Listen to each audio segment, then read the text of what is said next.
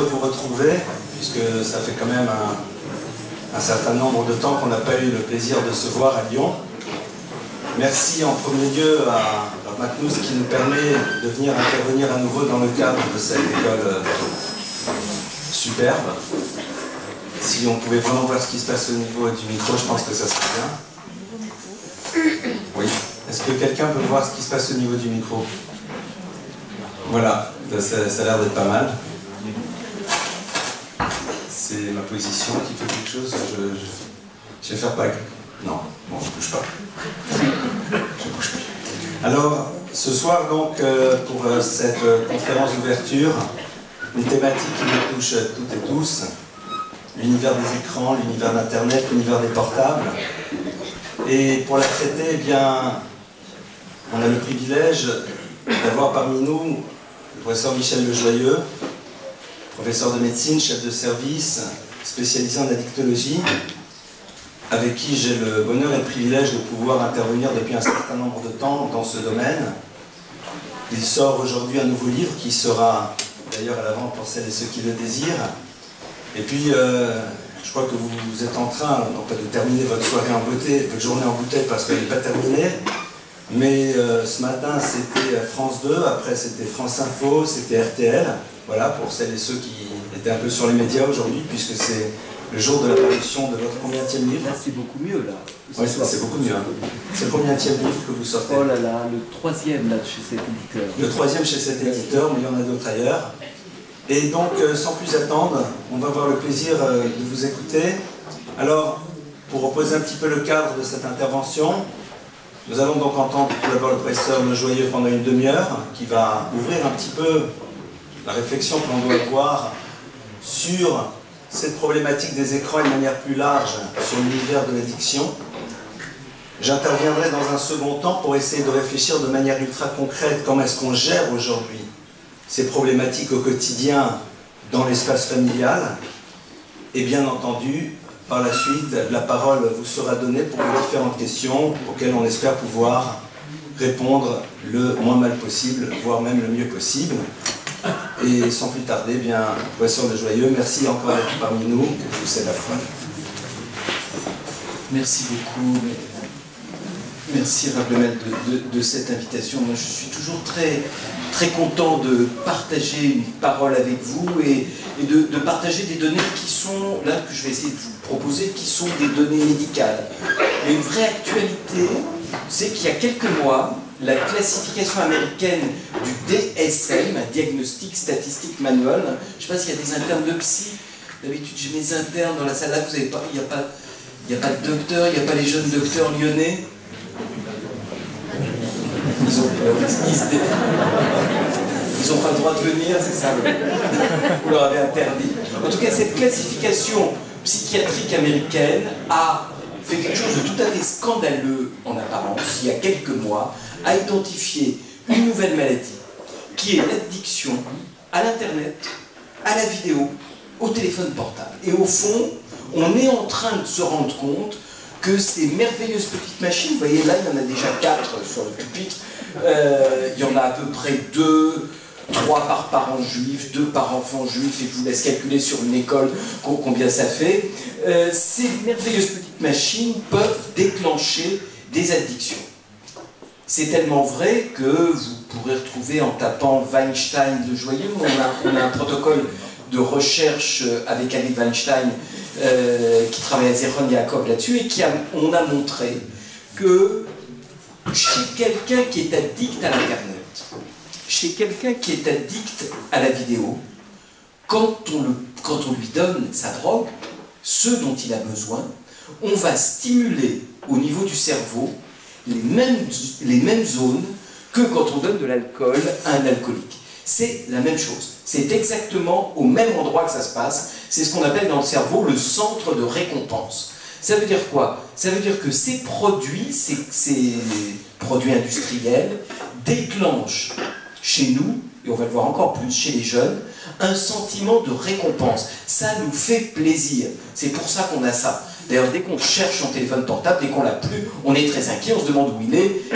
et on a ce sentiment de manque. Vous savez, moi, quand je dirige aussi une consultation de tabacologie à Paris, et quand je veux expliquer le manque aux tabagiques, je leur dis c'est pas compliqué, vous imaginez le matin, vous êtes parti, vous n'avez pas votre portable, vous cherchez partout, vous ressentez le manque. C'est ça, c'est ce que ressentent les personnes qui arrêtent de fumer. Donc on a expérimentalement un manque dès qu'on n'a plus accès à ces produits. Et si on fait la différence entre l'usage normal de ces appareils, de l'Internet et l'addiction, il y a 3 critères qui doivent attirer votre attention. Il y a 3 critères qui doivent attirer votre attention. Le premier critère, c'est la perte de contrôle. La perte de contrôle, c'est vrai pour l'alcool, c'est vrai pour le tabac, c'est vrai pour l'Internet. Je regarde 5 minutes une petite information dont j'ai besoin, et puis 1 heure après, je suis encore sur Internet. Tout est fait pour vous garder connecté, et quand on a cette perte de contrôle, c'est le premier critère. Et vous voyez comment chez un ado, chez un jeune, qui est encore plus ébloui par ces trucs qui scintillent, par ces couleurs, etc., la perte de contrôle va être encore plus forte. Le deuxième critère, c'est ce qu'on appelle le craving, l'envie irrépressible. Ces produits sont chargés de passion. C'est tout sauf neutre que d'avoir une relation à l'Internet, une relation au téléphone. Et si c'est neutre, le RAF va vous le dire tout à l'heure, quand on a la chance d'arriver à ce que ce soit neutre, utilitaire. Moi je fais la médecine, il fait la sagesse, hein, on s'est réparti les choses, donc voilà. Moi je vous raconte les déviances comportementales et ce qui se passe dans le cerveau. Donc quand on a la chance que ce soit neutre, on n'a plus de problème. Tant qu'on a une libido considérable, un plaisir, une excitation à la confrontation à ces produits, ça c'est le deuxième critère. Le troisième critère, qui définit la dépendance au virtuel, avant de donner des critères de quantité, les premiers articles que j'ai faits dans le domaine, je disais, quelqu'un qui se connecte plus d'1 heure par jour est peut-être addict à l'Internet. Je promets que j'ai écrit ça à l'époque dans une revue de médecine. Vous imaginez, aujourd'hui, on aurait tous ces critères-là. Donc aujourd'hui, on n'a pas de critères de quantité. Ce serait absurde de donner des critères de quantité. Par contre, le sujet, c'est moins ce qu'on fait avec l'Internet. On fait tous des choses formidables avec l'Internet, avec le portable. C'est ce que nous empêche de faire l'Internet. Vous voyez bien qu'il y a bien un jour dans la semaine où on va débrancher tout ça. Regardez le temps libre qui va apparaître. Regardez l'espace relationnel qui va s'ouvrir. Et dès le samedi soir, quelle est... Alors on espère que c'est pas tout de suite, mais chez un certain nombre d'entre nous, ça va très très vite. Dès que c'est possible, cet espace relationnel se referme. Cet espace affectif, cet espace émotionnel se referme. Et donc vous voyez, les 3 critères qui vont vous faire la différence entre un usage normal et un usage pathologique, c'est vraiment simple. Est-ce que vous êtes capable d'utiliser l'Internet, le téléphone, et puis d'arrêter, de ne pas avoir cette perte de contrôle? 1. 2. Est-ce que vous avez une envie obsédante? Et 3. Est-ce que ça vous empêche de faire des choses? Moi, je vois... je vais vous raconter une histoire. J'ai vu cette semaine à Bichat un gars qui est un champion du monde de poker en ligne. Le mec est un mathématicien génial. Et je lui dis, on va peut-être essayer d'arrêter parce que ça vous bouffe la vie. Il me dit, vous savez, vous allez me faire perdre beaucoup d'argent parce qu'il gagne sa vie avec le poker en ligne. Et il me raconte, il est tout jeune étudiant, il connaît des tas de trucs en mathématiques auxquels je ne comprends absolument rien. Il fait les bonnes équations et à chaque fois, il rapporte quelque chose comme 5 000 € par jour. Et moi, je lui dis, vous imaginez, vous allez faire une thérapie qui va vous coûter 5 000 € par jour, donc il hésite, il se demande s'il est tombé sur le bon psy. Et le truc, et finalement on continue à discuter, je lui dis, mais au fond, vous venez me voir, vous allez arrêter le poker en ligne, vous allez perdre de l'argent, vous allez arrêter quelque chose qui vous fait plaisir, pourquoi vous faites ça? Il me dit, ouais c'est vrai, par exemple, j'ai une femme, je lui apporte tous les soirs des fleurs, des gerbes de fleurs avec ses 5 000 €, il la couvre de fleurs, mais ma femme m'a dit, t'es très gentil, t'es plein de sous, les jeunes gens de ton âge n'ont pas 5 000 € par jour, mais tu n'es pas là. Émotionnellement, intellectuellement, t'es pas là. C'est comme si tu étais absent, c'est comme s'il y avait juste, au fond, la présence de cet argent et de ce comportement. Et c'est ça, l'addiction. C'est être étranger à soi-même. Et c'est ça qu'on ressent avec les enfants et les ados. C'est qu'au fond, à un moment, ils sont là quand ils sont connectés, et puis ils sont plus là, dès qu'ils ne sont plus connectés. La déconnexion, c'est aussi une déconnexion du centre d'intérêt. L'autre chose que modifie Internet, et notamment chez les jeunes, c'est la capacité de traitement de l'information. Regardez un film qui sort aujourd'hui et un film qui sortait il y a 50 ans, regardez comment il est monté, regardez comment il fait le scénario, vous avez des choses qui se passent tout le temps, ou même les livres, il faut qu'il y ait en permanence une stimulation, une excitation, alors que, justement, par exemple, la lecture, le travail des textes, le travail de textes un peu difficiles, vous donne ce dont on a besoin intellectuellement, cognitivement, la capacité de traiter des informations complexes. Et ça, l'Internet vous le fait perdre. Avec l'Internet, vous n'avez plus cette capacité. Vous entendez à peu près, ou ça va? Avec Internet, vous n'avez plus cette capacité de traitement des informations complexes. Et on voit comment? On voit arriver des jeunes générations extrêmement bonnes dans ce qu'on appelle les habiletés psychomotrices, c'est-à-dire qui savent vous empiler des cubes, vous faire des trucs avec leurs jeux très compliqués, mais ils ont une grande difficulté, et les enseignants le savent, quand un texte est un peu compliqué, quand un texte est un peu ennuyeux, vous savez, c'est Albert Camus qui disait « Quand une journée où je ne me suis pas un tout petit peu ennuyé est une journée perdue ». Cette tolérance à un tout petit peu d'ennui, à un peu de difficulté, et on le sait aussi quand on travaille des textes compliqués, ça, c'est complètement incompatible avec la stimulation permanente de l'Internet. Et voyez, au bout du compte, c'est peut-être une des choses qui va les atteindre le plus que cette distorsion de la pensée dans ce domaine. Alors, moi je vais essayer de vous proposer des pistes pour, au fond, comment aborder ça. C'est pour ça que j'ai fait un bouquin là-dessus, sur globalement le bien-être et des stratégies de résilience, parce que vous imaginez bien, peut-être le Rav dira différemment, mais j'assume de le dire comme ça, l'opposition frontale ne va pas fonctionner. Je t'enlève ton portable, je l'ai mis sous clé, je te le rendrai quand... Voilà, et j'ai planqué la clé, j'ai donné la clé à ton grand-père ou à ta mère ou à machin, et si t'es ça, je te la rendrai. J'adorerais que ça marche, puis on n'aurait plus de service d'adulto, on n'aurait plus besoin de gérer ces sujets-là, mais ça ne fonctionne pas. Alors, qu'est-ce qui fonctionne? D'abord, je vais vous dire, ce qui ne fonctionne pas, c'est l'agressivité, c'est l'engueulade. C'est ce qu'on appelle en psychologie le style confrontationnel. Je ne vais pas te laisser faire ça. Je te crie dessus, je te bouscule. Tout ce qui est entendu, c'est une émotion négative. Donc le style confrontationnel ne marche pas. Ça vraiment, c'est vrai pour tout, mais c'est vraiment particulier pour ces sujets-là. La deuxième chose qui ne fonctionne pas, que les ados, les enfants et nous non plus, que nous ne supportons pas, c'est la moquerie.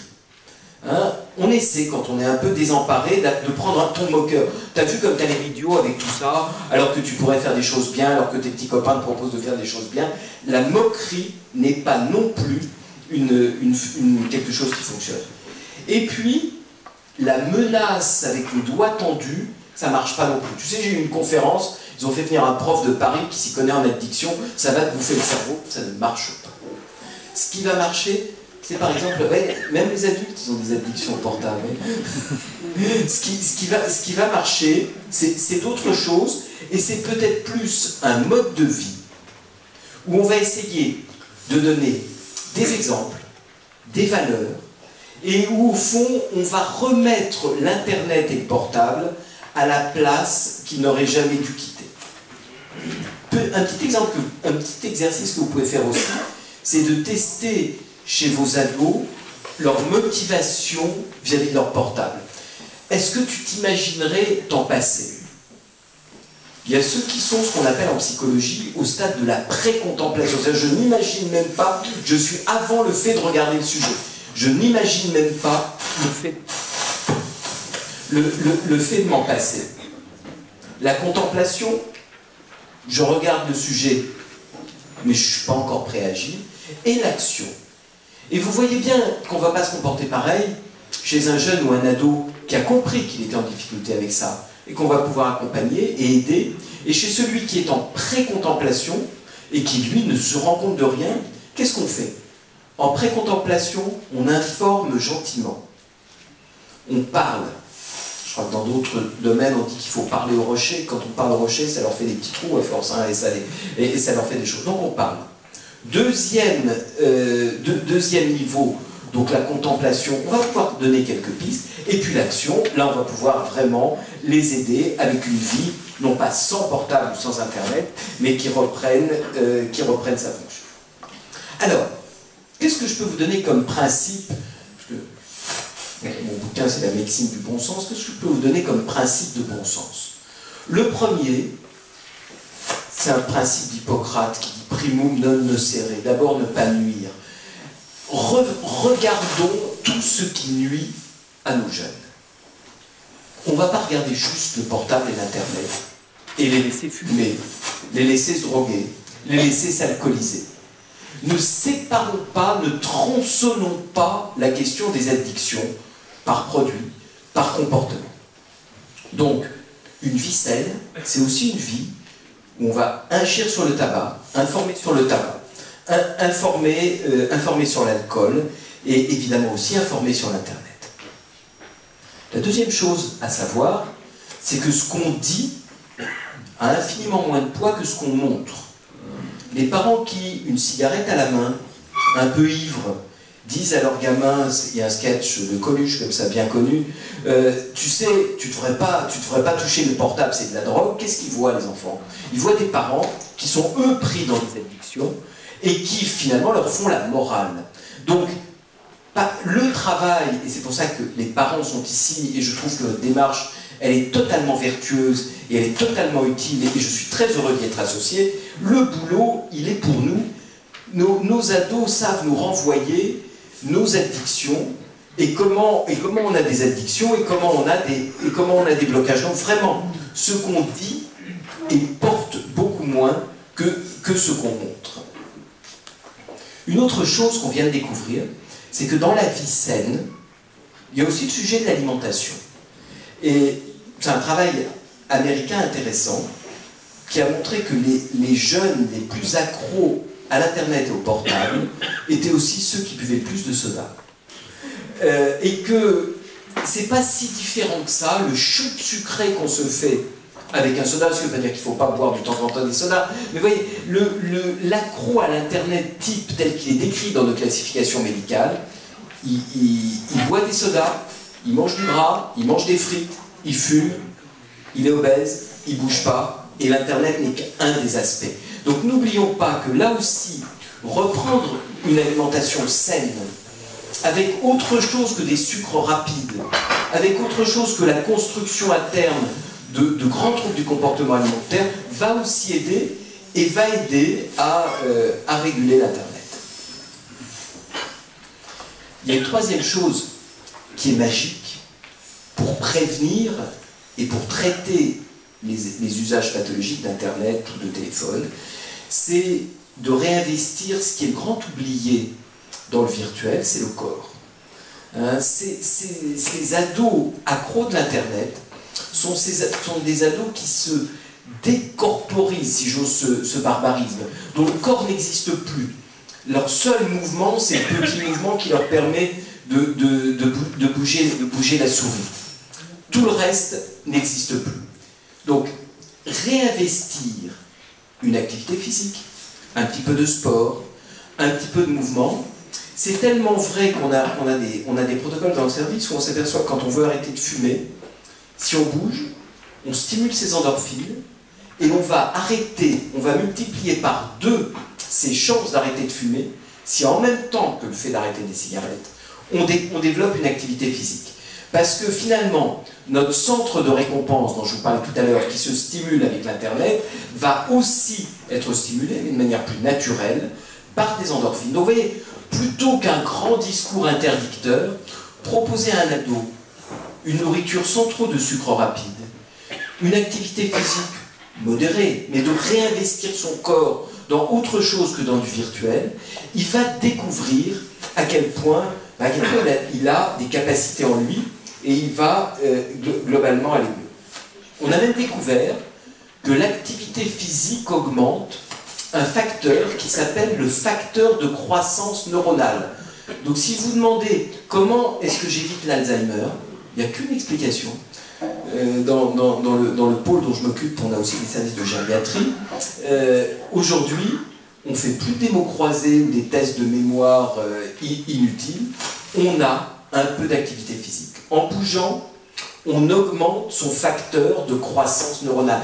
Pour le dire un peu simplement, peut-être un peu faux, mais pas tant que ça, nous faisons pousser nos neurones en bougeant. C'est vrai chez les jeunes, c'est vrai chez les ados, c'est vrai plus tard.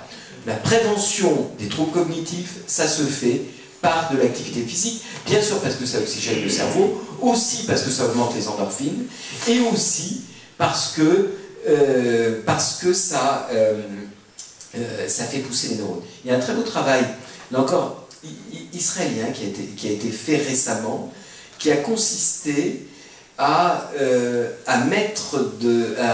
faire faire une activité physique à des ados, puis à leur faire faire après un truc un peu cruel, qui était de leur faire mettre la main dans l'eau froide. C'est pas très méchant, et on calculait le temps qu'ils étaient capables de rester la main dans l'eau froide. Et bien plus ils avaient fait d'activité physique avant, plus leurs endorphines avaient augmenté, et du coup plus ils étaient capables de rester longtemps la main dans l'eau froide. C'est tellement vrai, la deuxième partie de l'étude a donné à ces ados des bloqueurs des endorphines. On a aujourd'hui des médicaments qui bloquent les endorphines, et on s'est aperçu qu'en leur donnant des bloqueurs des endorphines, on bloquait cet effet. Donc on a un ado qui cherche à se faire du plaisir avec son téléphone, avec l'internet, il a un substitut magique, il a une compensation magique avec le réinvestissement corporel. Ça donne des effets, nous on le fait en pratique dans le service, et sur reprise d'une activité, en plus ça leur fait plaisir, ça se fait en groupe, c'est très sympa, ça doit être évidemment le plus ludique possible. Petite anecdote, un truc qui vient de sortir aussi, une des maladies des ados, c'est de manger des choses complètement mixées, vous savez, ou des trucs complètement mous. Une des manières de se stimuler, y compris de se stimuler les émotions, c'est de réapprendre à mâcher. C'est un truc que là encore nos jeunes qui prennent les bonbons, les trucs comme ça, perdent aussi. Là encore, leur redonner des légumes, des aliments un petit peu consistants, pardon de revenir à des choses extrêmement concrètes et extrêmement terre à terre. Peut-être que vous souhaitiez des choses plus élevées, mais moi je vous dis ce qui peut-être peut fonctionner, ça va fonctionner. Une autre chose qui me paraît importante, c'est de ne pas se fixer des objectifs trop contraignants. À partir de demain, tu as 12 minutes de téléphone à telle heure. Ça ne marchera pas. Là encore, je vous cite une étude que j'ai trouvée récemment, qui est très intéressante. On fait faire des exercices de mathématiques à des gens qui vont bien et à des gens qui vont pas bien. C'est une étude allemande. On leur fait faire des exercices de maths, des gens un peu déprimés, un peu anxieux, un peu accros à l'internet d'un côté, puis des gens qui vont bien. C'est pour ça qu'au niveau des exercices mathématiques, ils sont à peu près tous pareils. L'internet ne va pas empêcher les performances mathématiques. Mais quelle est la différence entre les gens qui vont bien et les gens qui vont pas bien? C'est des exercices de gravité, de difficulté croissante. C'est que quand on va pas bien, on se dit, je réussis l'exercice si 9 fois sur 10, j'ai eu un bon score. Ce qui dans la vraie vie n'est pas possible. Si on va bien, on se dit, si j'ai déjà une bonne réponse sur 2, c'est pas si mal. Ça veut dire quoi? Ça veut dire qu'à un moment, se fixer des objectifs trop élevés, et tout un travail de psychothérapie, moi je travaille sur le mode de la thérapie cognitivo-comportementale, c'est de passer des objectifs à ce qu'on appelle les valeurs. Et là, je ne parlerai pas des valeurs ici, d'autres le feront mieux que moi, et le RAF le fera évidemment mieux que moi, mais vous voyez à quel point les valeurs qu'on leur donne, les valeurs structurantes, vont être bien plus importantes que les objectifs. Donc plutôt que de vous dire demain, tu es à 12 minutes de portable, demain on va réfléchir avec toi aux valeurs de ta vie. On va réfléchir aux valeurs que nous partageons, que nous avons envie de te donner. Mais tout mon objectif est de vous dire, essayons de communiquer positif. Essayons d'envoyer à celles et ceux qui sont en difficulté, pas un message d'agressivité, pas un message de reproche, mais un message de peut-être que tu n'as pas trouvé les bonnes valeurs, peut-être que tu te fixes des objectifs impossibles à atteindre, et comment est-ce que tu pourrais t'en fixer d'autres? La dernière le dernier mode de thérapie qui me paraît tout à fait utile pour ces maladies du virtuel, c'est ce que j'appelle les thérapies par concurrence. C'est-à-dire que plutôt que d'aller essayer d'enlever le portable, soyons capables de donner à nos jeunes, à nos ados, puis à nous-mêmes, des activités riches de sens, riches d'émotions, qui vont faire que le portable va devenir un truc qui sert à enregistrer, un truc qui sert à téléphoner, mais pas grand-chose d'autre. Et pour ça, il y a 5 lettres qui ont été inventées par des pédagogues, et américains et israéliens, et ces 5 lettres magiques, je vais vous les donner. PERMA. P pour positif. Vous allez remplir votre vie d'expériences positives. On va faire des choses agréables. On va faire des choses dont on se rend compte qu'elles sont agréables. Et tout ce qu'on fait de positif va nous permettre de résister à l'addiction. E pour engagement. Engagement, quand on a un engagement, alors je ne dis pas que c'est magique, mais quand on a un engagement, quel qu'il soit, et de préférence un engagement de valeur, là aussi, on se construit des éléments de résilience. R pour relation. Ce qu'on fait ce soir, c'est de la relation. C'est du groupe. Si on regardait notre cerveau, on est en train de monter une hormone magique qui s'appelle l'ocytocine, qui est l'hormone de la sociabilité. On est en train de stimuler cette ocytocine. Et cette ocytocine, c'est un grand protecteur vis-à-vis de toutes les addictions. Donc, ceux qui disent bah, « moi j'ai un gosse que je laisse devant l'ordinateur en permanence, et puis je lui propose jamais rien, on n'a jamais d'activité relationnelle, mais surtout je ne voudrais pas qu'il y soit trop longtemps », P, positif. E, engagement. R, relation. M, pour meaning of life. Des actions qui ont du sens, qui donnent du sens à la vie. Et on est ici dans un lieu où vous voyez bien ce que chacun peut trouver comme sens à la vie.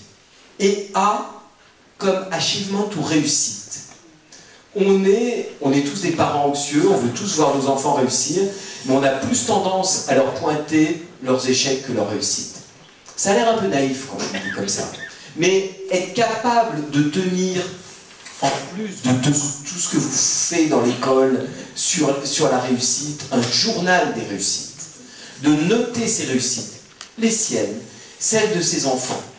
Ça apparaît idiot comme ça, vous voyez, mais tenir ce journal-là est vraiment aussi une manière de se protéger de l'addiction. Il y a un exercice que proposent les thérapeutes américains qui est le IOU. On peut le faire avec ses enfants, on peut le faire avec son conjoint, on peut le faire avec un ami. C'est tout ce que je te dois. Vous allez écrire sur une feuille les 3 plus belles choses que vous a apportées votre fils, votre fille, celui ou celle qui partage votre vie, votre ami. Et vous allez l'écrire sur un beau papier et vous allez lui offrir de manière un peu cérémonieuse, par exemple à l'occasion d'un dîner. Et du coup, on rentre dans la capacité à repérer ses réussites. Vous voyez, on est en permanence sur le reproche, on est en permanence sur la stigmatisation. Fais gaffe au téléphone, c'est dangereux. Bien sûr qu'il faut le faire. Mais être capable aussi de pointer ses réussites vous fait rentrer dans une logique de gratitude. Et puis, l'Internet, c'est de l'image. Il faut traiter les images. Il faut des choses simples. Pas laisser les enfants seuls, alors bien sûr l'Internet, mais pas non plus devant les actualités épouvantables, avec des images que nous avons du mal, nous adultes, à supporter, et ils vont être seuls par rapport à ça, et on ne sait pas trop ce qu'ils vont faire par rapport à ça. On leur fait faire aussi des exercices de visualisation. Nous, on a un atelier dans le service qui consiste à proposer des exercices de visualisation, c'est-à-dire au fond, à produire des images mentales, à faire produire à son cerveau des images qui vont permettre de résister aux images de l'Internet. Alors il y a un petit exercice très simple. Nous on commence par un exercice très simple qui est de visualiser quelque chose de pas compliqué. Quelqu'un en train de découper un citron. Vous visualisez le citron qui se découpe en tranches. C'est pas très compliqué. L'exercice est simple, il n'est pas très affectif, hein, on ne visualise pas quelque chose qui va trop nous mobiliser, mais on apprend au cerveau à produire des images plutôt qu'à les absorber. Et finalement, là aussi, ça change un petit peu les choses. Vous voyez, on donne à notre cerveau, vous voyez, comme ce micro qui a du mal à absorber les sons, Mais on donne à notre cerveau une capacité à absorber, à produire des images. Et ce qu'on a vu, c'est que quand on développe les capacités de visualisation, les enfants, les ados vont beaucoup mieux résister à ce qui fait la fascination d'Internet, ce qui fait la fascination du téléphone, qui sont ces images. Donc là encore, on reprend la main sur ces images en développant notre capacité à les produire. Et puis, on peut leur proposer des images positives, des images intéressantes. Moi, je crois beaucoup aux images artistiques, aux images colorées, à des images de nature. Là encore, ne pensez pas que cette idée est si naïve que ça. Souvent, les jeunes fascinés par l'Internet sont fascinés par n'importe laquelle des images que leur apporte leur téléphone. Si on est capable de prendre 10 minutes avec eux, dans une relation de confiance, pour dire, bah, regarde, nous aussi on peut regarder des images ensemble, mais d'autres images, des images qui ont du sens, et chacun les choisit comme il l'entend, éventuellement accompagné d'un sens, là aussi. Donc vous voyez, et je vais m'arrêter là.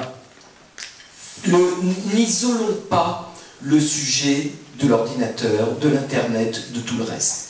C'est vraiment le marqueur d'une vie dans laquelle on a du mal à investir des éléments positifs, et on peut tout à fait, par des petites choses simples, là je vous en ai donné quelques-unes, vous voyez, ne pas baisser les bras, ne pas être terrorisé par ce sujet-là. Nous avons beaucoup plus de pouvoir que nous n'imaginons. Notre parole, et surtout notre exemple, a beaucoup plus de pouvoir. Vous savez, il y a un psychanalyste qui s'appelait Michael Balint, qui est un psychanalyste hongrois, qui disait « Une des choses qui nous rend malheureux dans la vie, c'est qu'on n'a pas confiance dans le pouvoir de sa parole. » Notre parole, de parents, d'amis, a un pouvoir. Si on n'y croyait pas, d'abord, moi, j'aurais pas quitté Bichat en courant pour arriver là et partir demain matin dans mon hôpital, si je ne croyais pas dans ce pouvoir de la parole. Nous l'avons, nous y croyons, on est quelques illuminés à penser que la parole, à condition qu'elle soit positive, à condition qu'elle soit encourageante, est probablement, avec l'investissement corporel, avec l'investissement sur des valeurs, une vraie prévention, et l'idéal est plutôt d'être dans la prévention, on aura peut-être après des situations extrêmes, plus compliquées, mais une vraie prévention de cette addiction virtuelle. Je vous remercie de votre attention.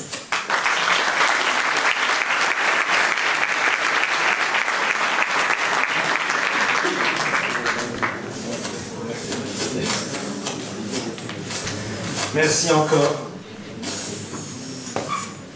Merci encore pour cette intervention extrêmement dense, comme j'ai pu le constater, puisque j'avais envie de temps à autre de vous faire assis, de vous dire, vous pouvez pas développer un peu plus? Il y avait tellement de... Voilà. Donc, on a entendu ici une parole d'expert, et comme je vous dis souvent, quand je vous entends, et bien parfois j'ai envie de dire, oui, mais vous savez, la Gemara, elle dit, et puis on se retrouve. Alors, on va essayer d'avancer un tout petit peu dans ce domaine, et peut-être être dans la continuité de ce qui vient d'être entendu. Comment faire aujourd'hui pour, de manière extrêmement concrète, réussir à intervenir dans...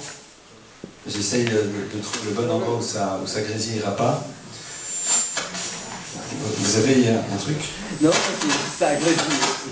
Si je me mets là? Comment faire pour que on puisse concrètement en effet agir de cette manière? On vient d'entendre en effet la nécessité d'être dans une démarche extrêmement positive, et ce qui a été dit aussi, c'est l'enjeu de l'exemplarité.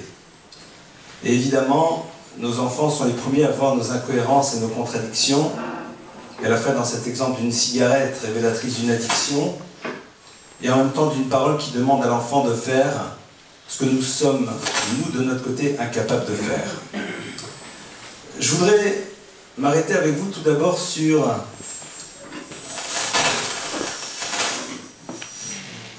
Sans micro, c'est mieux?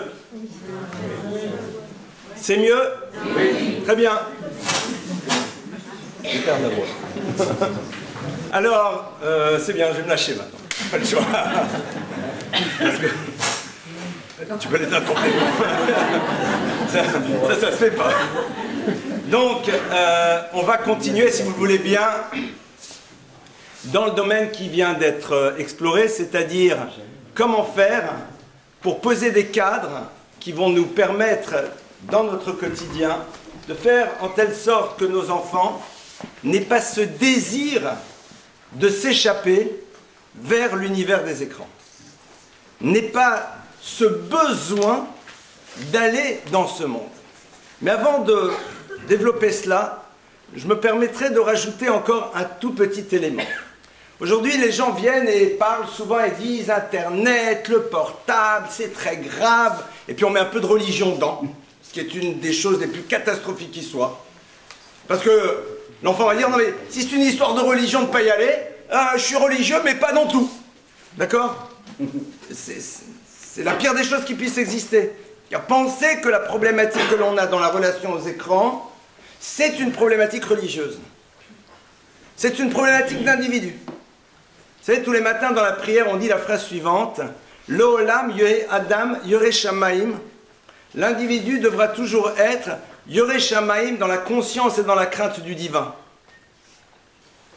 J'ai reçu de mes maîtres l'idée suivante, c'est que il y a ici une virgule qu'on oublie souvent de mettre. Et la virgule, il faut la mettre ici. L'olam yore adam. Tu dois d'abord décider d'être quelqu'un qui peut s'appeler un Ben Adam, un être humain digne de ce nom, qui n'est pas soumis à quelque chose qui est extérieur à lui. Et après, Yoreh Shamaim, vas-y, mais la crainte de Dieu, mais le reste.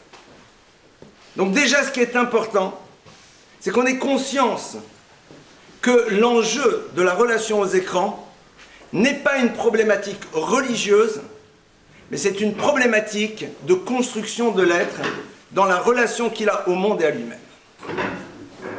Maintenant, bien sûr, on parle après de la toxicité éventuelle des choses, qui parfois est extrêmement objective. Perte de temps, incapacité à se concentrer, et contenu toxique. Et vous parliez tout à l'heure des images, et je vous rappelle que tous les jours on dit « Uritem otam uzchartem ». En parlant de notre site, on dit « Et vous les verrez, vous vous rappellerez ». Et la Torah ici, de manière saisissante, entre autres, est en train de nous exprimer la relation forte qui existe entre ce que l'on voit et le souvenir. Les images toxiques et sidérantes que nos enfants ou nous-mêmes pouvons voir restent. Elles restent. Il est extrêmement difficile de les faire disparaître. Seulement, qu'est-ce qui va se jouer ici? Quel va être au fond l'enjeu de ce qui va se passer réellement dans la toxicité de cela? Eh bien, c'est quelque chose de très simple. C'est quelque chose que j'ai expérimenté, je vais vous dire quand. J'ai expérimenté ce matin, entre 8h15 et 8h22, plus ou moins. Je crois que c'était plus ou moins cette heure-là. J'ai la confirmation d'un voyage à Bruxelles la semaine prochaine. Je suis chez moi, à la maison. Je m'installe devant mon écran, je prends ma souris dans la main droite, ma carte bleue dans la main gauche, et en 5 minutes, j'ai ce que je veux. Génial. Et si à ce moment-là, il y a marqué que je ne peux pas l'avoir tout de suite parce qu'il y a un problème au niveau du logiciel de la carte bleue, que sais-je, possible, enfin, c'est pas possible. Parce que je vais devoir attendre 3 minutes de plus et refaire la manipulation. Il m'a mal noté mon numéro de compte, je suis obligé de le refaire. Oh, zut alors. La relation au temps n'est plus la même. Je veux, j'ai. Désir, plaisir. Je veux voir le film, je vois le film. Je veux commander le billet, j'ai le billet. Je veux entendre cette chanson, j'ai la chanson. Et si ça ne marche pas sur A, je peux trouver sur B. Et quand aujourd'hui on a une augmentation des divorces chez les jeunes couples, c'est exactement la même problématique. Ça ne se passe pas comme j'aurais voulu que ça se passe, donc exit, on passe à autre chose. Et au-delà de ce qui a été entendu, il faut bien prendre conscience que la relation que nous avons aujourd'hui à cet univers qui est là, point barre, construit une nouvelle relation au temps et rend de plus en plus difficile un élément fondateur dans la construction de l'être, qui est la capacité de gérer ses frustrations. Je suis un être profondément frustré depuis l'an 2000. C'est pourquoi? Parce qu'en 1999, on me proposait de passer le réveillon du Nouvel An à Oslo, au Cap Ferrat, en Papouasie-Nouvelle-Guinée, à Londres, à New York. Et il y avait des programmes exceptionnels. Je ne peux pas aller partout. C'est très frustrant. Être adulte, c'est apprendre à gérer sa frustration. C'est-à-dire accepter que la réalité de l'existence ne sera pas celle que l'on a imaginée ou fantasmée, et que la vie, ce n'est pas rejoindre sans arrêt un monde imaginaire et imaginé, mais découvrir ce que l'on est en train de construire au quotidien. Cela sera fondateur dans la construction de nos enfants pour la suite de leur histoire. Lorsque je suis dans un monde dans lequel je peux être dans l'immédiat avec ce que je désire, à quel moment ai-je appris la frustration? À quel moment ai-je appris que, en effet, ce n'est pas comme je le veux au moment où je le veux, et alors? Oui, c'est quelque chose de difficile. Mais c'est comme ça que l'on construit une identité forte et des enfants avec une colonne vertébrale qui seront capables de ne pas être sans arrêt dans des appels au secours lorsque la réalité de la vie ne sera pas celle qu'ils désirent. Sans être dans le drame, sans être dans la complexité, mais ça fait partie de notre vie à toutes et à tous. Et si on a pris la mesure de cela, évidemment que ça va nous donner des énergies pour avoir envie d'entendre et surtout de mettre en principe, entre autres, tout ce que l'on vient d'entendre. C'est-à-dire que, est-ce qu'on y va avec cette pesanteur en se disant « il faut absolument sauver mes enfants » ou alors au contraire, réaliser que nous sommes une génération à qui on a proposé de découvrir sa grandeur à travers les défis qu'on met en face d'elle. On ne propose pas à quelqu'un qui n'est pas capable de faire une chose. Nos enfants, vos enfants, sont de futurs héros, et non pas des futurs zéros, des futurs héros. Pourquoi? Parce qu'ils sont confrontés, eux, et nous en tant que parents, à quelque chose de radicalement nouveau. À quelque chose qui est d'une puissance incroyable. Ça veut dire que, en face d'eux, ils ont des parents. Il y a un univers qui est là pour leur dire « Vous allez devenir grand parce que justement le défi auquel vous êtes confrontés est extraordinaire. Vous allez devoir faire des vrais choix, de découvrir ce qui va être, et c'est extraordinaire ce qu'on a entendu, source de votre bien-être, source de bonheur. Les enseignants vont se poser la question, comment allons-nous faire pour que les élèves découvrent le plaisir du savoir de la connaissance, non pas juste au niveau de la pédagogie, mais au niveau de la relation que nous allons créer avec eux. Nous, en tant que parents, on va se poser la question, comment est-ce qu'on va faire pour leur faire découvrir le bonheur d'être dans l'échange, dans cette promenade ensemble, dans ces jeux que l'on va faire, dans ces moments dans lesquels, dans la famille, on va dire, allez, chacun doit dire 4 compliments sur l'autre, que sais-je? C'est extraordinaire, quelque part. C'est extraordinaire. C'est-à-dire, si on voit cela de cette manière, peut-être que l'on peut aborder les choses de manière totalement différente. Et voir dans la difficulté les prémices d'une histoire qui sera beaucoup plus belle. Néanmoins, et tout à l'heure, j'ai bien entendu et bien vu votre clin d'œil virtuel, mais qui était là, il y a quand même à un moment ce qu'on appellerait l'univers des cadres, qui vont être nécessaires sans être coercitifs. Ils seront nécessaires parce qu'ils sont rassurants. L'objectif de poser des cadres et des limites, ce n'est pas d'obtenir un résultat, mais de structurer l'enfant, et de manière indirecte, cela va avoir une conséquence. C'est ce que j'appellerais les bénéfices collatéraux. Les bénéfices collatéraux des cadres leur permettront en effet de savoir comment se positionner par rapport aux écrans. Mais si la raison pour laquelle on met les cadres, c'est parce que ça nous embête les écrans et on a peur et on nous a dit, ça ne marchera pas. Pourquoi j'ai envie en tant que parent que mes enfants aient des cadres? Pourquoi c'est nécessaire?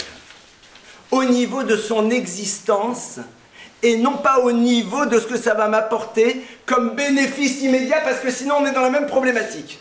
Je mets des cadres et tout parce que je veux un résultat immédiat. On est de nouveau dans le rapport à l'immédiateté. Non.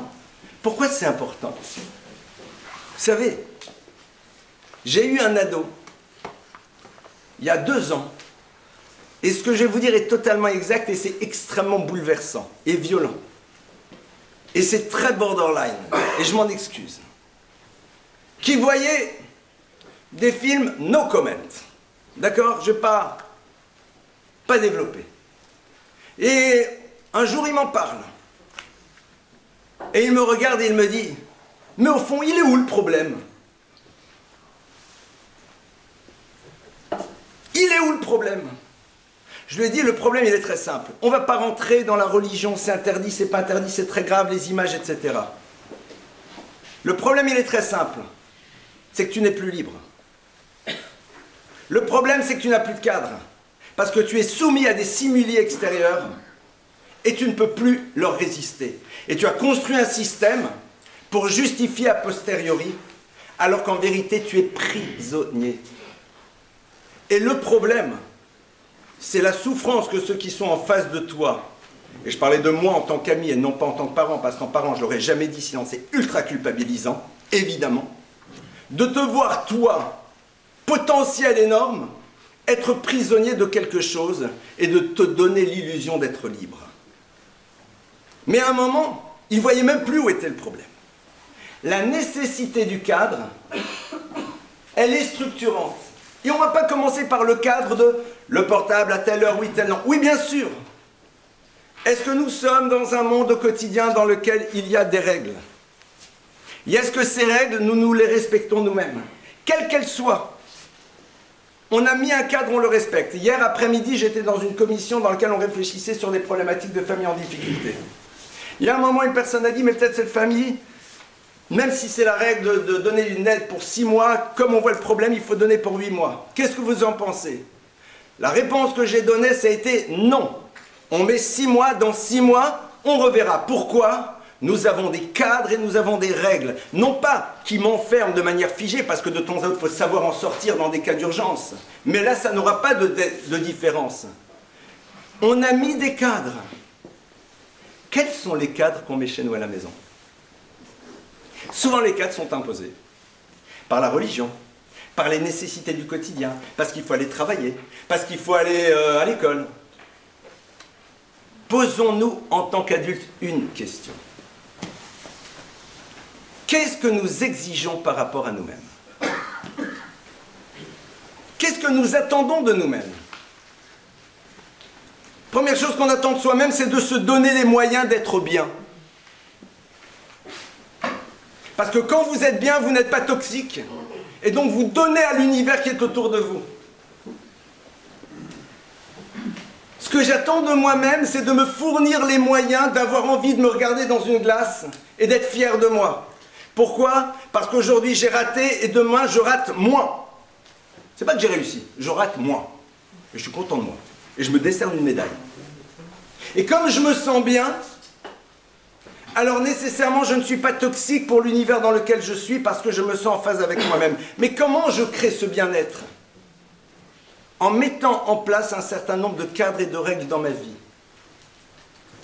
qui sont le reflet du fait que je me sens capable d'exiger des choses par rapport à moi-même.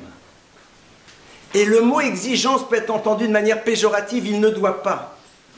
Exiger, c'est-à-dire, mais qu'est-ce que je suis en droit d'attendre de moi-même? Sans mettre des plans sur la comète, un truc trop lourd, etc. Évidemment que non. Dit le Talmud, tafasta merubelo tafasta, tafasta muat tafasta. Tu veux avoir plein, tu n'as rien. Tafasta muat tafasta. Tu veux avoir un peu, ça tu l'as. Et quand j'ai ce peu, ne pas être dans un modèle comparatif, mais être content de soi. Et cet état d'esprit-là, le faire pénétrer dans la maison, pour que l'enfant lui aussi découvre ce que veut dire un univers dans lequel on s'est imposé des règles qui nous permettent justement de nous sentir libres d'aller vers ce qui est important pour nous. Ce que vous disiez parfaitement tout à l'heure, et vous l'avez parfois très longuement développé, mais on ne peut pas tout développer chaque fois, c'est le temps qui nous réappartient à nouveau. Une des raisons d'ailleurs pour lesquelles souvent les parents, au début, n'ont pas trop envie de s'occuper des problématiques de portable, et vous l'aviez dit, c'est que, et j'ai le souvenir parfait de votre expression, vous avez dit, mais si les 3-4 heures que les enfants passent sur les écrans, ils ne sont plus dessus, on est un peu embêtés, nous les parents. On fait quoi? 4 heures en plus à s'occuper d'eux. Comme ces Shabbats après-midi d'été. J'ai l'impression qu'il y a du vécu. On fait quoi? On fait quoi? Mais on va réinvestir. On va découvrir ce bonheur difficile mais extraordinaire de se sentir pleinement parent et non pas juste professeur adjoint ou alors surveillant dans un cadre qui s'appelle la maison ou alors restaurateur ou femme de chambre. C'est bizarre, on va redevenir parent. C'est-à-dire, on va mettre de côté la partie devoir, c'est bon, professeur particulier, la partie restauration. Posons-nous toujours une question en tant que parents. Quel est le temps que nous consacrons dans notre vie de famille à ces choses qu'il n'y a que nous qui pouvons donner? Que ce soit dans le couple ou dans la relation aux enfants. La cuisine, quelqu'un d'autre peut faire. La blanchisserie, quelqu'un d'autre peut faire. Les courses, quelqu'un d'autre peut faire. Il y a des choses, il n'y a que nous qui pouvons faire. Dispensateur de présence, d'amour, de relation. Ça, c'est mon domaine. Je ne demanderai à personne de venir me remplacer à la maison. Et c'est ça que l'on va pouvoir investir. Évidemment, c'est complexe. Évidemment, ça prend du temps. Évidemment, notre quotidien va dans tous les sens. Je vais vous proposer juste une ou deux idées et on va surtout parler à travers les questions qui vont émerger maintenant. Et le professeur Lejoie va se retrouver ici parce que les questions vont être posées à tous les deux, évidemment. On va essayer tout simplement de savoir faire émerger chez l'enfant le phénomène d'observation par rapport à l'exemple qu'on va lui donner. C'est-à-dire, il y a des gestes forts que l'on peut faire chez soi à la maison le soir. On rentre à la maison et l'engin, le tueur de communication comme je l'appelle, l'enfant voit clairement qu'on le ferme et qu'on le range. Il y a un bac à l'entrée, on le met, on lui dit pas toi aussi. Il voit que nous, on rentre, on le pose. Il réalise que le téléphone sonne et qu'on met sur vibreur ou qu'on le met de côté ou qu'on appuie, je te réponds plus tard ce que vous voulez. Il réalise quoi?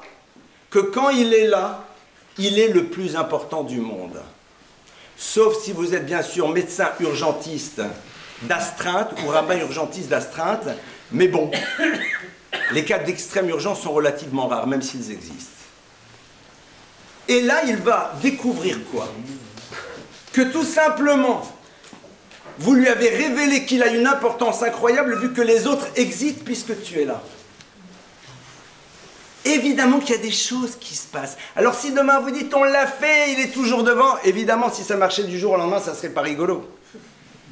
On installe chez eux un autre état d'esprit. On commence à faire pénétrer chez eux une autre relation aux choses. On fait en telle sorte qu'ils voient dedans des outils. On leur montre que l'on n'est pas intéressé par la toxicité des choses. Moi j'ai pris ce portable, j'ai appelé un de mes garçons, je lui ai dit si ça ne te dérange pas, il y a un truc, alors aujourd'hui il y a des filtres et c'est très bien les filtres et je vous recommande d'en mettre ou d'en faire mettre par les associations qui en mettent, clairement. À notre bureau, d'accord, Paris, j'ai appelé et j'ai dit je veux qu'on mette des filtres partout. J'ai confiance totale dans toute la structure avec qui je travaille, par principe, c'est comme ça. Je lui ai dit tu mets si ça ne te dérange pas, restriction.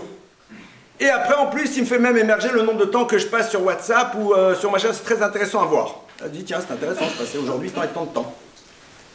C'est le fameux exemple de savoir combien de temps on regarde par jour, ça vous l'aviez dit, on regarde par jour et on consulte, pour voir si on a eu un message ou un mail, c'est 104 fois par jour. Si vos voisins descendent 104 fois par jour de chez eux pour voir ce qui se passe dans la boîte aux lettres, le service du professeur Le Joyeux, il est rempli pour 30 ans. Évidemment, vous imaginez un petit peu. Parce que vous allez dire, ah il est fou. Nous on le fait. D'accord? Non mais c'est vrai. Ça va être très intéressant.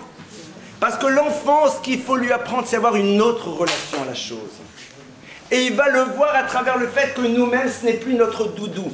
Autre principe, et là-dessus, je sais que ça peut causer désordre, mais c'est pas grave, je l'assume. Je l'assume complètement. Un jour, un psy que je trouve incroyable, qui s'appelle Seyirch, qui est un des maîtres de la thérapie systémique, m'a dit un jour, de toute façon, sachez que pas tout le monde n'aura le mérite de vous aimer. Donc ce jour-là, il m'a totalement décontracté. Donc concrètement, qu'est-ce qu'on va faire? Cet objet-là, il y a des codes, il n'y a pas le choix. Mais il faut que tout le monde connaisse le code. Circuler, il n'y a rien à voir. Circuler, mais il n'y a rien à voir. Il n'y a rien. Ah non, je veux pas. Ah non. T'as besoin de mon portable, tiens, prends-le. Tiens, prends-le, madame, monsieur, mon enfant, etc. Et quand on a certaines sensibilités, on ne va pas commencer à consulter tous les messages parce qu'on s'en moque, parce que justement, il n'y a pas d'enjeu.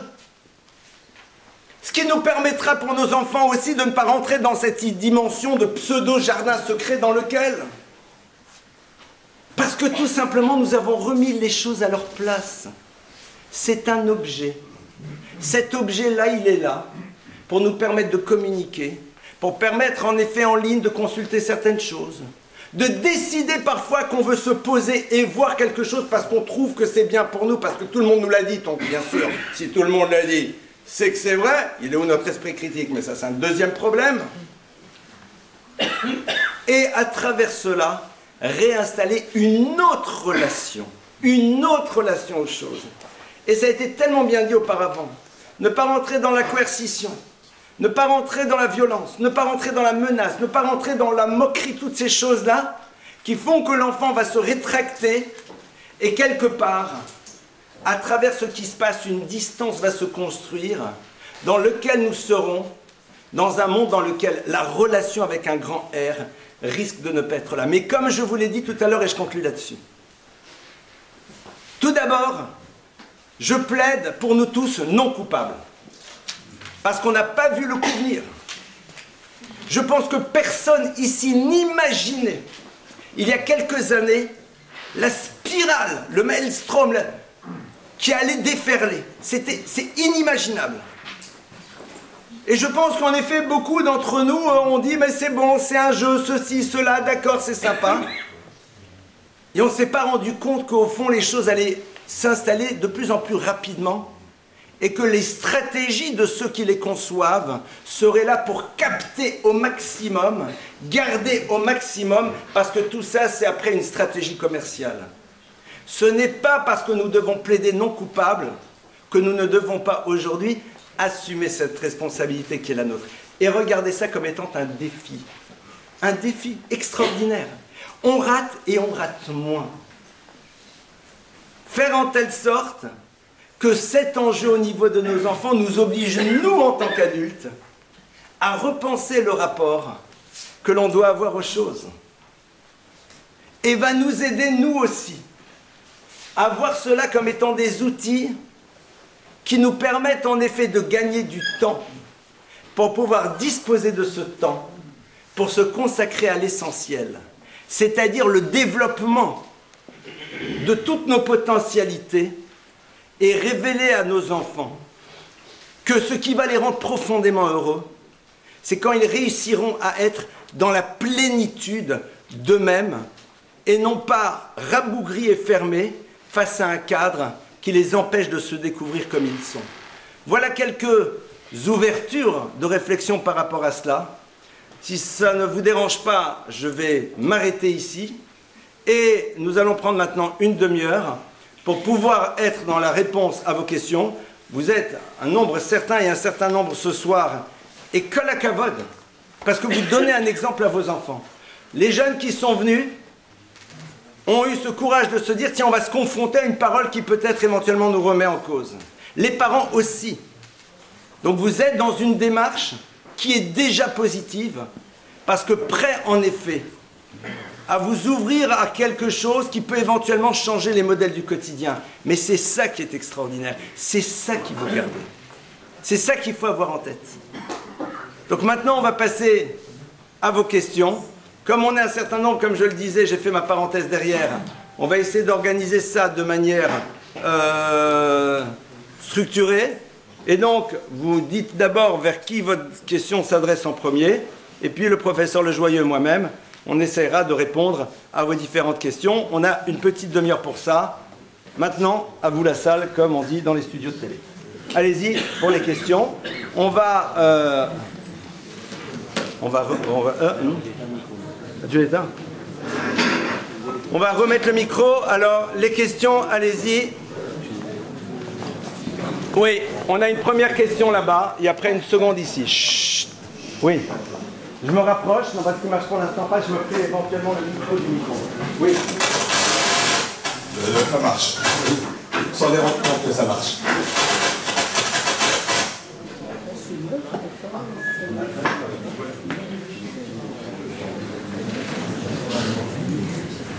Bon, je vais essayer de parler fort.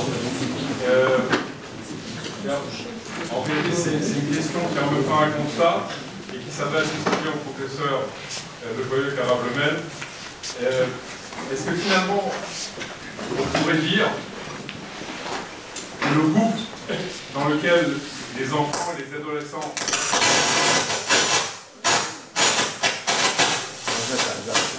Je l'ai arrêté. Oui, que le gouffre dans lequel... Que le groupe dans lequel les enfants, aussi bien que les adolescents, font rentrer, qui est le groupe donc de Internet et de tous les dérivés, est-ce que finalement, c'est surtout la conséquence d'un vrai problème qui est dans la génération d'avant, c'est-à-dire nous autres, qui sommes censés être les parents, et qui nous-mêmes, nous sommes ou déconnectés ou pas assez connectés sur le sens vrai de la vie. C'est-à-dire qu'on a réussi malheureusement à déconnecter la vie de quasiment tous les domaines. C'est-à-dire, est-ce que quand on fait une prière, est-ce que c'est une prière vivante? Est-ce que quand on parle à nos enfants, on leur parle avec le cœur et de manière vraie? Est-ce qu'on est vrai? Est-ce qu'on est vivant? Ou bien c'est justement cette carence-là qui a entraîné la possibilité aux jeunes de s'engouffrer complètement dans une grande illusion. Alors, professeur Lejoyeux doit dire, dès que tu as dit le mot prière, il a dit ça c'est à moi. Je ne peux pas dire à un moment le mot psychiatrique comme ça. Parce que je pense que même sur prière vous pouvez. D'accord. Alors, la question, parce que chez nous, je réponds toujours à une question pour une autre question, n'est-ce pas? Sinon, ça c'est pas rigolo. La question est de savoir, est-ce qu'on est là dans une problématique de savoir chercher le coupable, d'accord? Ou alors de s'interroger sur ce qui s'est passé pour que nos enfants à un moment aient pu être tellement captés par quelque chose parce qu'ils n'avaient pas en face des éléments qui les nourrissaient suffisamment. Évidemment, sans lancer un quelconque procès à quiconque et de ce que vous voulez, évidemment que se pose ici la problématique d'un jeune qui cherche à donner du sens et qui a besoin de se nourrir de cela. J'ai entendu d'un maître, certaines d'ici, et je dis certaines parce que c'était le Rabbi Miller, donc Rabbi Miller qui était le directeur de Getzed, et mon épouse m'a rapporté en son nom une idée extrêmement forte. Il disait, il y a 50 ans, nous n'étions pas dans une société idéale, mais nous avions encore de l'idéalisme. Aujourd'hui, nous sommes dans une société que l'on croit être idéale parce que tout est là, dans tous les domaines, juifs, religieux, là où vous voulez, mais où est passé l'idéalisme? Et c'est vrai que cette idée-là, peut-être que nous n'avons pas su la véhiculer à nos enfants par ce désir que l'on avait de les protéger, de les mettre dans une forme de cocon pour qu'ils soient le moins mal et le mieux possible. Et sans faire de la psy de prise unique. Oh, c'est la meilleure. On peut imaginer, c'est celle qui se vend le mieux, c'est vrai, professeur. Vous avez raison. C'est celle qui se vend le mieux. Mais sans quand même faire, alors on va dire, des raccourcis. Est-ce qu'on pourrait dire que les traumas vécus dans l'univers ashkénaze liés à la Shoah et dans l'univers séfarade à travers justement la rupture et avec l'exil, puisque c'est un exil, et les souffrances n'ont pas amené notre génération, notre ou celle de nos parents, enfin un peu tout mélangé parce que nos parents nous ont laissé des choses, à se dire non mais nos enfants eux ne souffriront pas. Et donc on n'exigera pas grand chose d'eux, on va leur donner tous les moyens d'être le moins mal possible. Et cet idéalisme qui passe à travers un renoncement, nous avons oublié de leur faire passer le message. Et évidemment, se pose ici la question d'une religion sans spiritualité. D'une religion dans laquelle le rapport à Dieu n'est souvent que verbe et non pas quelque chose de vécu. Et pour être dans une définition plus globale, de la question de savoir si je suis la finalité de ma propre existence ou si au contraire je suis vecteur unique d'un projet unique au niveau de l'humanité.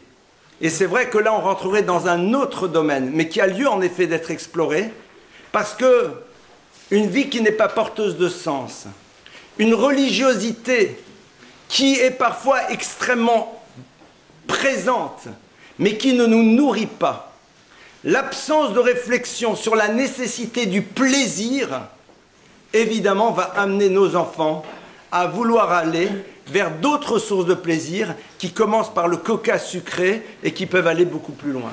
De nouveau, on n'est pas là pour s'autoflageller, mais peut-être se dire, si on réinstalle ça, peut-être qu'en effet, il y a des choses qui risquent de changer.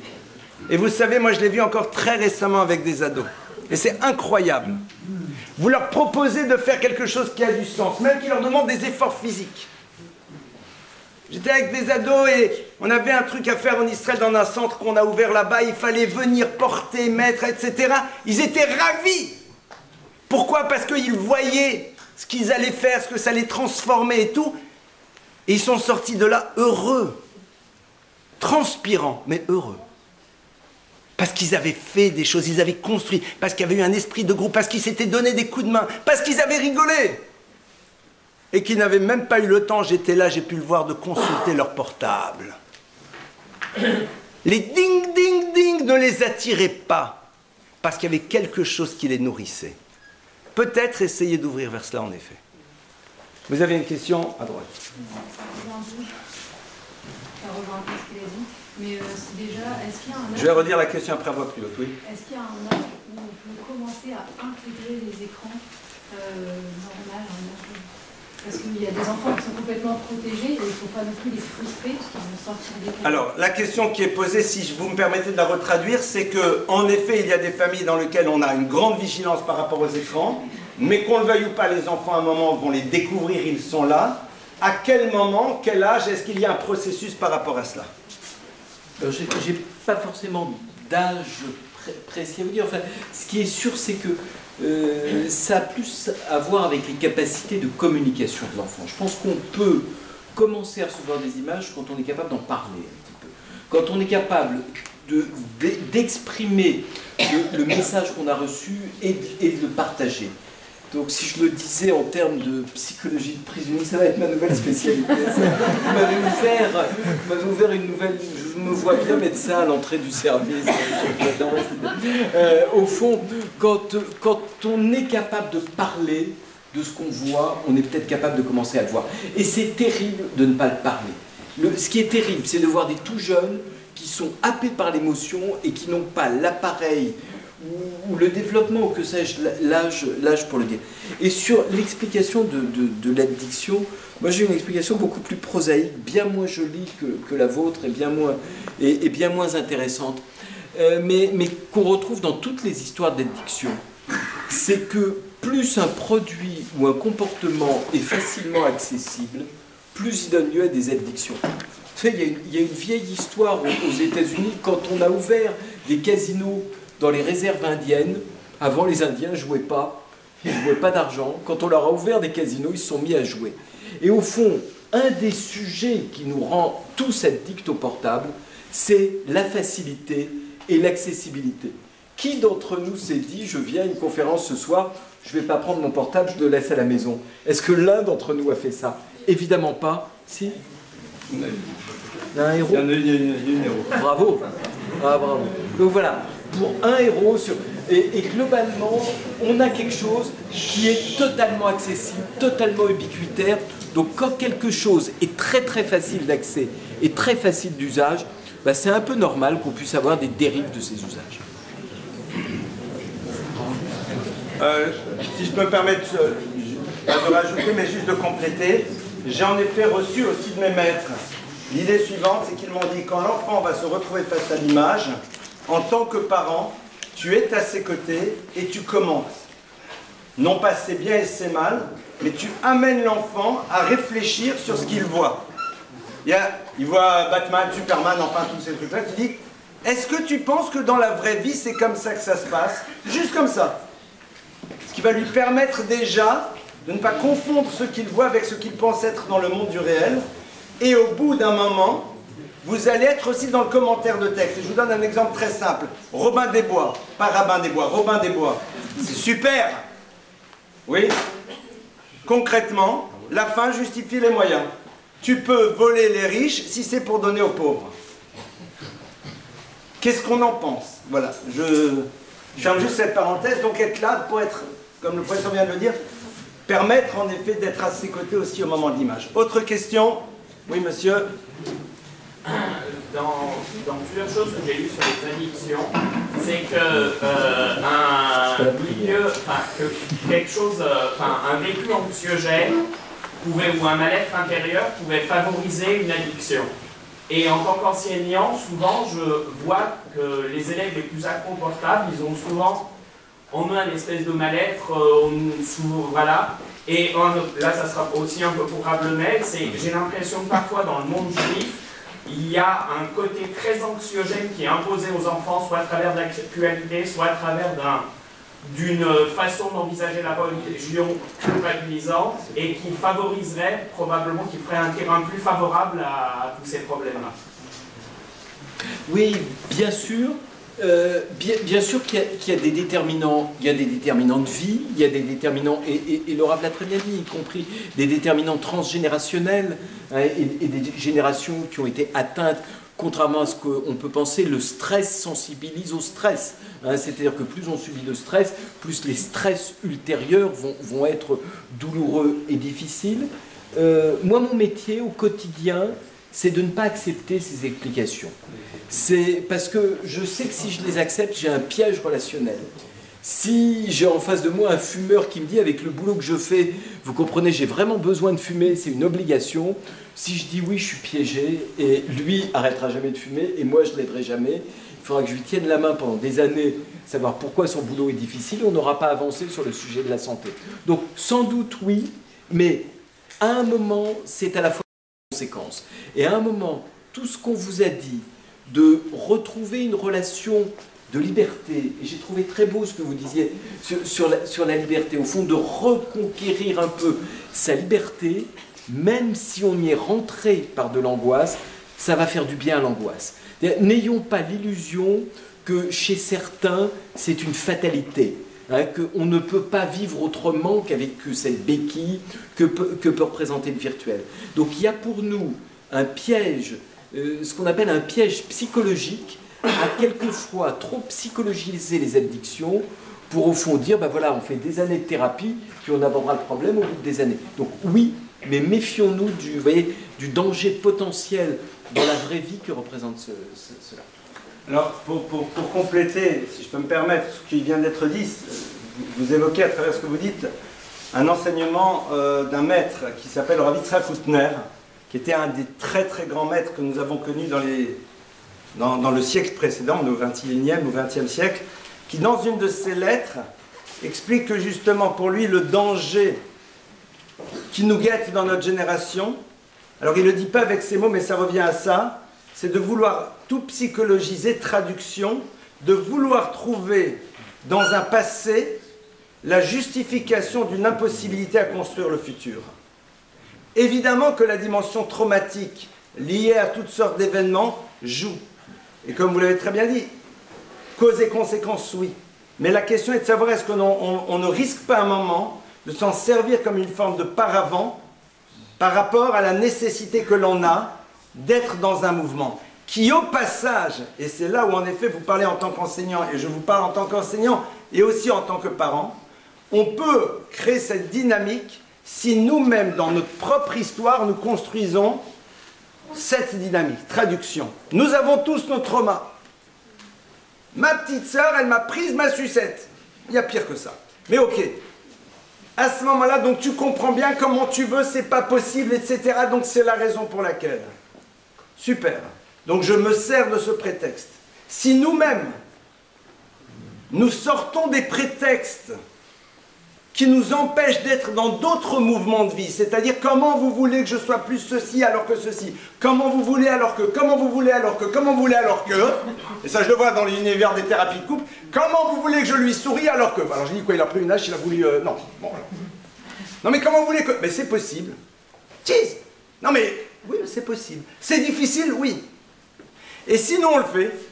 Moi un jour j'ai un de mes maîtres, j'étais le voir, et je lui ai dit, j'ai un petit problème avec un de nos garçons qui a un problème dans ses rapports aux limites. Il m'a regardé, il m'a dit, dis-moi Elie, t'en es où toi dans ton rapport aux limites? Je me suis levé, j'ai dit c'est bon, j'ai compris, je suis reparti. C'est-à-dire qu'à un moment, le travail que l'on va opérer nous-mêmes dans ce domaine va aider les enfants. Maintenant, je reviens sur le second point, qui m'était plus directement adressé, pardonnez-moi. Évidemment, on peut créer une relation au judaïsme anxiogène. On peut la créer.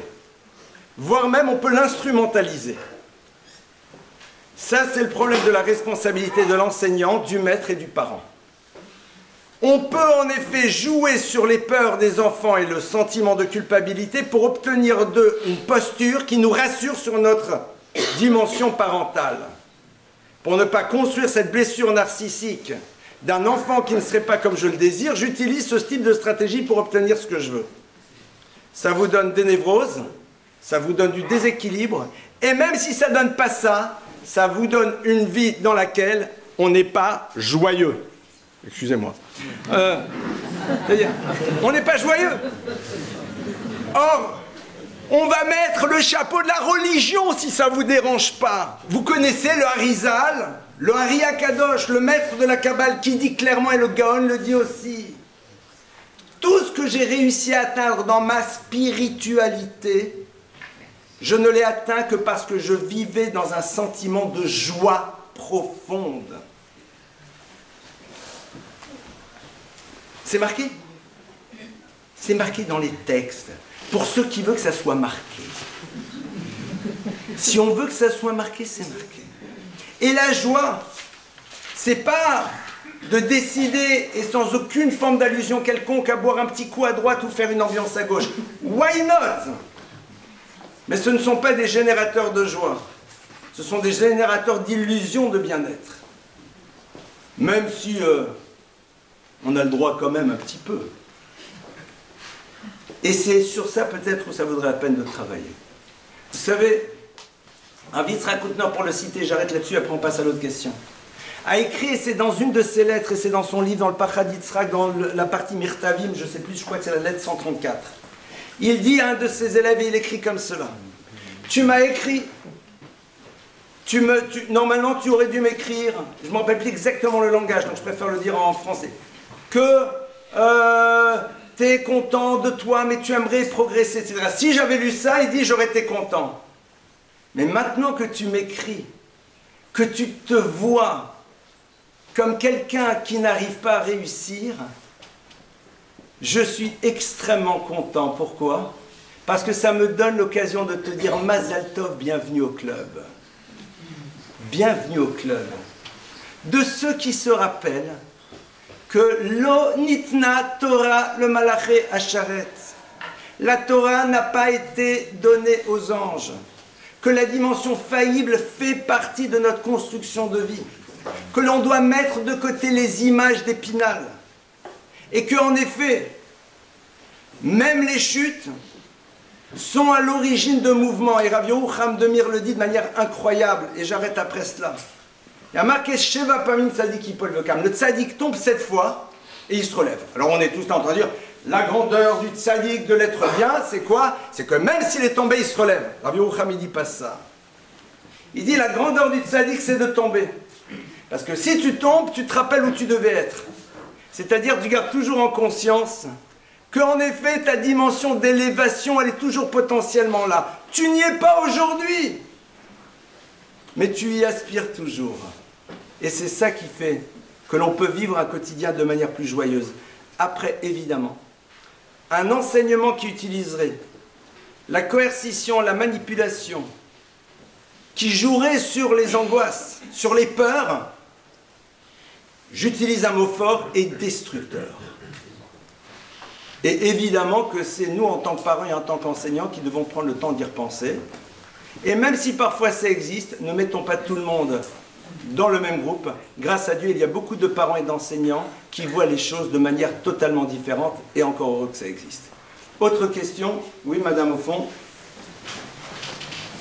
La question de la crédibilité des parents et des enseignants, elle est plus que compliquée, puisque en vérité, les enseignants eux-mêmes, et la Torah d'ailleurs, se sert d'Internet, de Facebook, etc.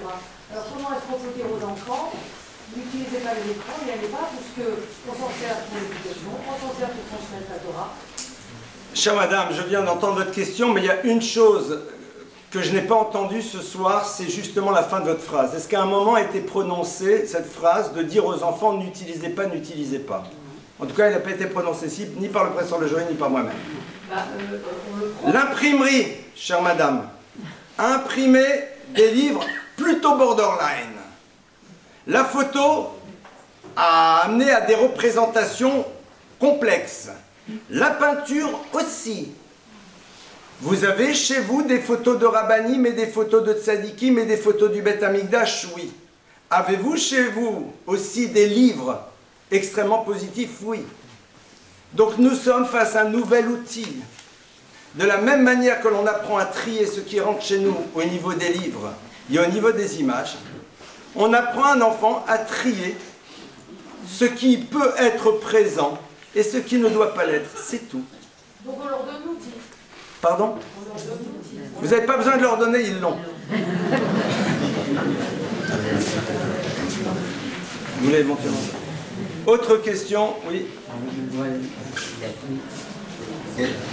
C'est une question? Je voudrais faire un commentaire de pédiatre. Oui. C'est tout permis, parce que professeur, j'ai entendu plusieurs remarques au sujet de l'enfant. Alors, je voudrais insister sur un point essentiel sur lequel nous jouons en pédiatrie et qui a été démontré par le professeur Michel, c'est que si l'enfant n'apprend pas ce qu'on appelle le délai de gratification, n'est-ce pas, il aura des difficultés de développement et il aura des difficultés, même des acquisitions cognitives. N'est-ce pas? Ça ne veut pas dire que, par exemple, en face d'un portable, il faut lui dire si tu veux l'utiliser, il ne faut pas avoir une attitude de confrontation, Mais ça veut dire que dans ces conditions, n'est-ce pas, il faut dire à l'enfant, bon, tu peux l'utiliser, mais n'abuse pas. Exactement. Poser le choix de la tempérance. Une des expériences les plus extraordinaires dans ce domaine a été l'année des enfants chez un photographe, n'est-ce pas? Et dans la salle d'attente du photographe, il y avait un grand bocal de chocolat. Vous connaissez l'expression. Et quand on disait à l'enfant, il ne faut pas manger du chocolat, c'était celui qui en mangeait le plus. Et quand on lui disait, bon, il y a du chocolat, on peut en prendre un peu, mais n'abuse pas. La deuxième chose sur laquelle je voudrais me permettre d'insister, n'est-ce pas, c'est que si l'enfant dit, ah bah tu vois, par exemple, papa, je ne me suis pas servi du portable. Il ne faut pas lui dire, c'est bien. Parce qu'à ce moment-là, il a l'impression que c'est pour vous faire plaisir qu'il a fait ça. Il faut lui dire, mais j'ai confiance en toi, tu as les capacités, etc. Donc, ce que je veux dire par là, c'est que c'est une règle de pédiatrie, n'est-ce pas? Voilà. Enfin, dernière chose en ce qui concerne l'adolescent, et j'en ai terminé. Dernière chose en ce qui concerne l'adolescent, nous, en tant que pédiatres, ce sur quoi on insiste beaucoup, c'est la relation. Je crois que vous l'avez dit, mais je pense qu'il faudrait également faire ce point. C'est la relation de l'enfant à soi-même. C'est-à-dire le fait qu'il se rende compte de ce qu'il fait, n'est-ce pas?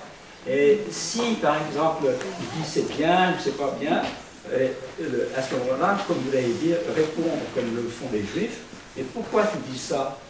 Pourquoi tu ne dis pas le contraire? Etc. C'est pas de la coercition, c'est une mise en valeur de ses propres réflexions. Et c'est comme ça que sur le plan pédiatrique, on gère les choses avant peut-être que l'addiction soit survenue. Étant donné que nous, pédiatres, nous devons faire de la prévention, c'est comme ça qu'on gère. Enfin, dernière chose, le sport est fondamental. Comme chose.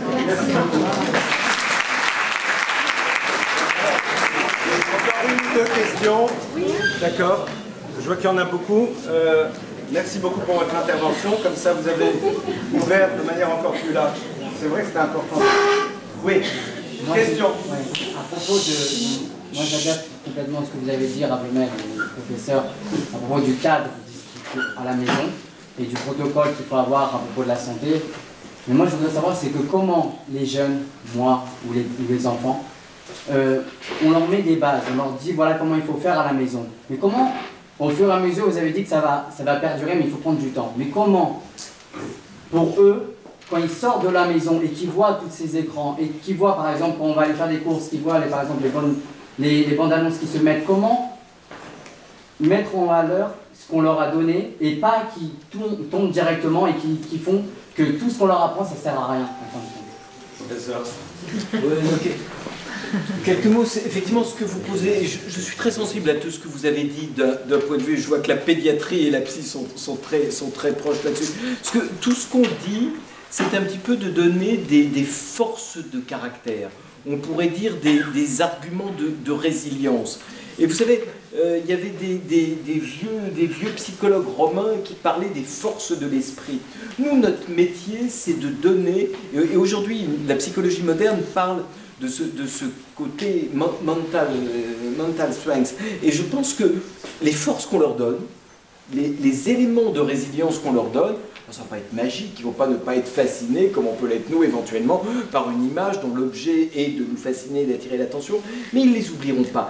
Ayons confiance quand même dans ces stratégies de résilience qu'on leur donne, et ils vont, le Rabemel vous l'a dit, être adulte, c'est négocier entre des envies, des interdits, voilà. Mais c'est pas parce que c'est plus difficile à l'extérieur que le travail ne doit pas se faire à la maison. Mais les enfants, eux, qui sont plus jeunes, donc ils n'ont pas encore cette réflexion de se dire c'est bien, c'est pas bien, donc comment? Non, mais si la vie qui mène... C'est pas vrai, ils savent. S'il y a... Ils savent. Oui. Quand on essaye de mettre un cadre à la maison, et on essaye aussi quand on supprime par moment les portables et qu'on le nourrit par d'autres choses, des sorties, les cultiver, les ouvrir à d'autres plaisirs qui pourraient les remplir. Qu'en est-il quand on se trouve confronté à des enfants qui vont se comparer aux autres élèves, aux autres copains, et qui vont vous dire, bah oui, mais moi, je suis obligée de me coucher à 8h30, je ne peux pas avoir un téléphone tout le temps quand je veux, et l'autre, eh ben, on a beau vouloir tout remplir, se donner au maximum pour les nourrir, on se retrouve à être vis-à-vis des autres, le parent qui empêche, le parent qui ne permet pas, le parent qui frustre quelque part. Et du coup, lui, surtout en réseaux sociaux... D'accord, s'il vous plaît, on va arrêter. Votre question est claire. Je pense que votre question est claire. Comment on fait, nous, pour... Peut-être d'un mot, on va pas redétailler un peu tout ce qu'on a dit, mais il ne faut pas avoir honte j'allais dire, de faire un tout petit peu d'autosatisfaction quand même. Ces enfants qu'on protège de cette addiction, à qui on donne ces expériences tout à fait positives, il faut peut-être aussi qu'il y ait un travail de communication où on leur redise, on soit capable de leur répéter à quel point leurs expériences sont positives. Puis vous savez, quand ils regardent leurs petits copains qui sont totalement partis dans le virtuel, je ne suis pas sûr que ce soit pour eux, et il y a maintenant un certain retour aussi de ça, que ce soit forcément un exemple de grande satisfaction. Il y a bien sûr ce sujet de la frustration, de la comparaison, et pourquoi moi j'ai pas, mais peut-être justement tout ce qui est autour d'une communication positive, regarde toi tout ce que tu as, mais quelquefois peut-être dans le travail de parents, il y a le savoir-être, le savoir-faire, il y a peut-être aussi un peu le faire savoir. Rappelons-leur régulièrement tout ce qu'on peut leur faire de positif. Ça a l'air là encore un peu naïf, mais c'est là aussi producteur d'émotions positives. Mais faites un peu votre pub, quoi. Vous êtes formidable, et rappelez-le à vos enfants. T'as vu la mère que t'as? Elle est extraordinaire. Ton préféré qu'il soit jamais là et qu'il te laisse devant Ils se sentent lésés, c'est-à-dire qu'ils ont ce sentiment d'être tout le temps lésés par rapport à l'autre. De toute façon, ils l'auront toujours même pour autre chose. Voilà.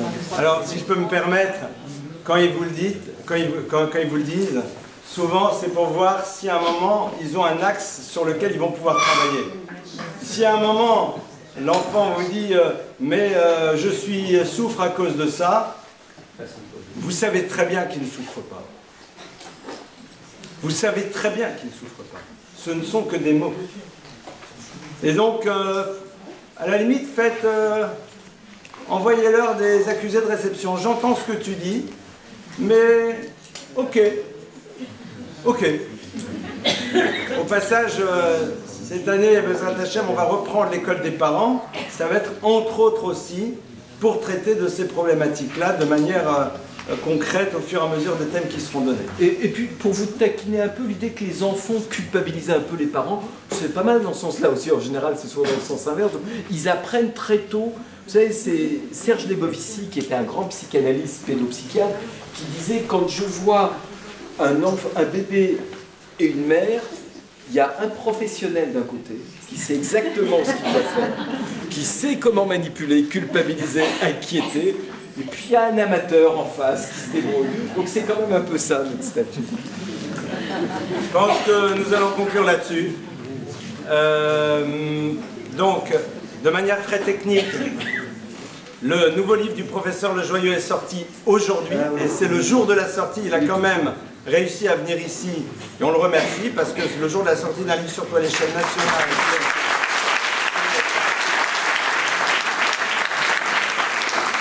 Au-delà de l'effort, on le remercie bien sûr pour tout ce que nous avons pu entendre, ce que nous avons pu partager, qui est point d'entrée d'une réflexion beaucoup plus vaste. Son livre est bien sûr proposé à la vente pour les personnes qui voudront l'acquérir, il est au fond sur la droite. Moi j'ai joué la stratégie du coup franc indirect, je me dis si vous allez voir son livre, alors j'ai mis le mien sur... oui, attendez, psychologie de prise unique ou pas. Donc c'est La chèvre dans le placard, c'est le deuxième livre dont la thématique c'est réflexion sur la rancœur, la colère et les désirs. Et je pense que Rav Maknouz donc me fait signe. C'est donc une reprise. Cette année nous espérons, pas seulement nous espérons, nous allons avec l'aide de Dieu remettre en place les écoles des parents après une année de parenthèse. C'est le cas de le dire, de parenthèse. Et donc Les thématiques seront communiquées au fur et à mesure pour pouvoir en effet acquérir ces outils dont on a toutes et tous besoin pour pouvoir jouer le mieux possible notre rôle de parent. C'est pas un coup de pub que je vous fais, mais sachez que parfois on a entendu une fois quelque chose et on pense qu'on la connaît. Le Talmud, c'est un univers qui nous apprend qu'au fur et à mesure de la répétition, on découvre d'autres choses et on s'imprègne au fur et à mesure de ce que l'on peut entendre. J'aurai le plaisir, Bezrat Hashem, cette année donc, de revenir régulièrement pour partager avec vous une réflexion dans le domaine de l'éducation et de la famille. Merci encore d'avoir été là ce soir. Kol hakavod à vous, félicitez-vous, parce que le fait d'avoir fait cet effort est révélateur de notre désir de bien faire. Et je pense que c'est ça peut-être la plus grande et la plus belle réussite qui soit. Shavuot Tov à tous.